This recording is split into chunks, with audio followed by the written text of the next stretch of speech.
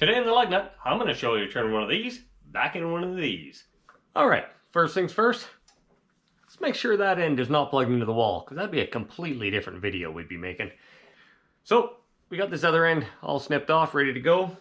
Go over the tools real quick, what you're going to need for the repair. This is just a $5-6 female cord end.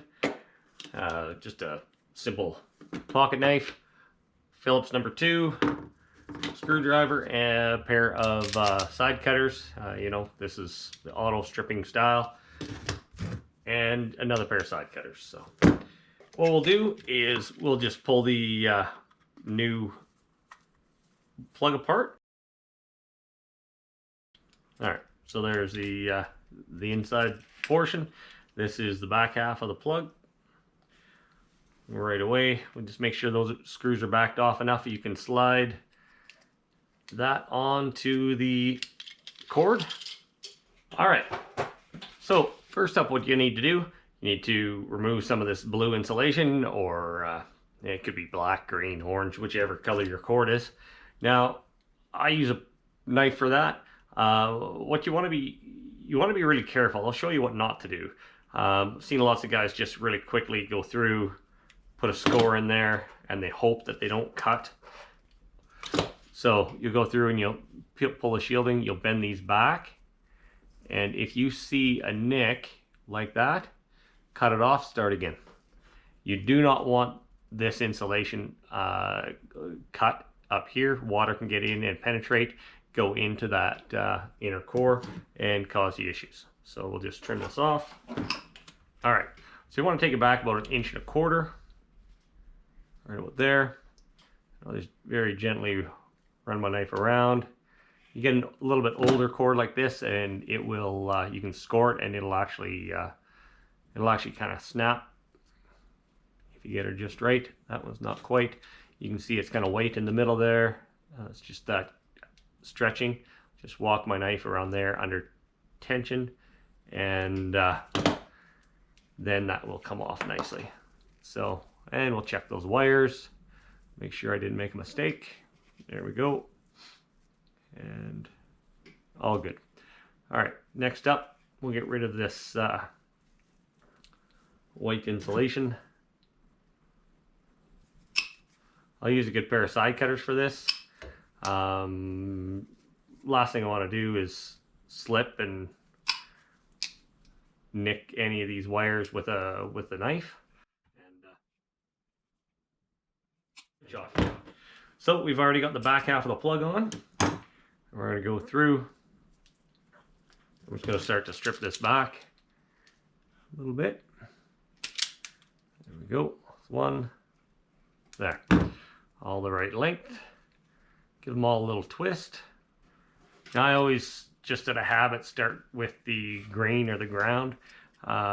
You'll notice just with these how they're oriented. There's the green, that goes to green. You've got a silver screw here, that goes to white. You've got a brass screw, that goes to the black. If for some reason you have to cross these over, before you get too carried away, check to make sure that you don't have a male plug. You might be putting the wrong end on the cord. Double check it. They should just go on and line up perfectly. And if you do have the right cord end and it still doesn't line up, odds are that cord has been repaired before, and the other end, it would have got repaired all at once, like both ends, and they just got flipped around. It doesn't really matter, but a lot of times people get a little concerned about which one goes where, and really you just want to make sure that the colors, the silver and the screw and the brass screw, correspond to those.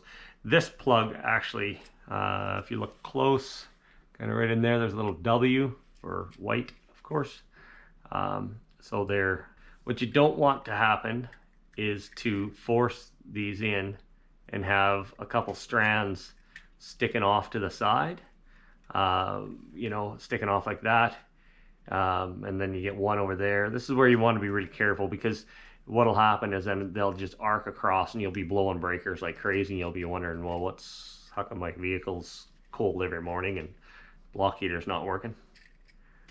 So we'll put that in there. all the way in.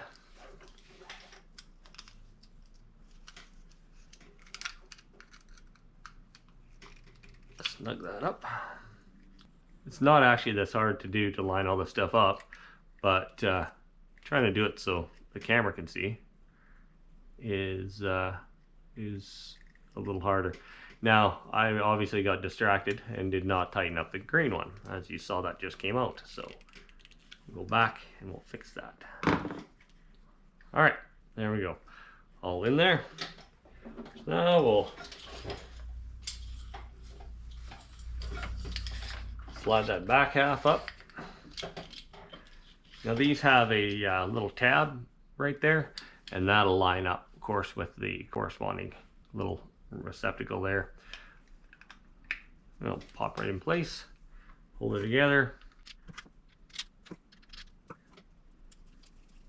Now I have gotten lazy when I'm doing a lot of these and grabbed a drill and run them in with a drill.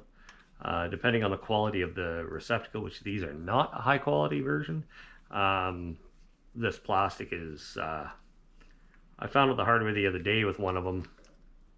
Even my little drill on the lightest setting will strip these screws right out. So just be careful of that. Last thing you want to be doing is having a cord end come apart on you or on your wife or kid or something when they're plugging it in. So you can see right in there, you can see the wire, bare wire. You can't see the blue, so give it a little bit of a twist and push. And because what you want is this to actually grip on the body of the wire. So push it in. Oops, flip it over. There we go. And just kind of grip it and hold it. And tighten these two screws up kind of evenly.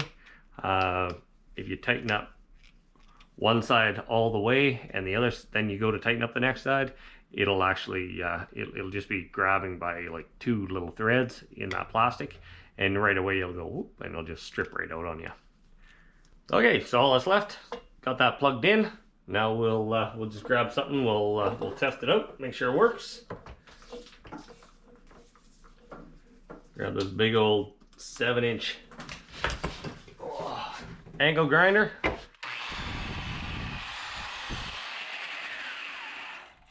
Yep, I'd say that's a successful repair. All right, I'm David the Lug Nut. Thank you for watching. If you like what you saw, found it helpful, just hit the like and subscribe button at the bottom here, and maybe share it out to your friends. Hope it helped. If you got any comments, drop them down below.